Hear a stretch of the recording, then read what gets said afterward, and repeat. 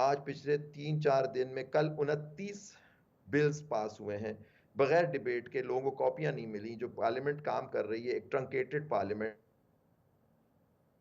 ऐसी चीज़ें सामने आएँगी। फिर आपने बात की इलेक्शंस की।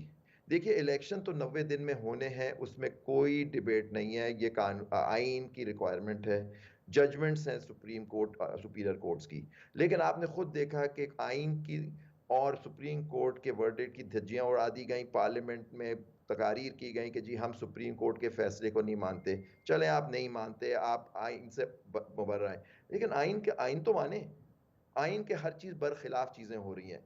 अब आप देखिए, जो काउंसिल कॉमन इंटरेस्ट वो पॉलिसी बना सकती है सेंसस पे, क्या वो आर्टिकल 224 को पीछे बैक बर्नर पे डाल सकती है कि जी पहले सेंसस होगा, सेंसस के बाद क्योंकि उसकी नेक्स्ट रिक्वायरमेंट होती है डिलिमिटेशन, हम्म। हल्का बंदियां, हल्का बंदियां में सीटों की एडजस्टमेंट होती है, और आप उससे जानते हैं कि अगर फिर आर्टिकल 51 की अमेंडमेंट की जरूरत होगी, वो अमेंडमेंट जो होती है आइन के अंदर, क्योंकि कहीं सीटें बढ़ रही होंगी, कहीं कम हो रही होंगी आबादी के तनासुब से, तो पार्लियामेंट तो है ही नहीं जिसके अंदर 2/3 मेजोरिटी चाहिए होती है आपको अमेंड करने की कॉन्स्टिट्यूशन को। तो ये हम कहाँ जा रहे हैं? कहाँ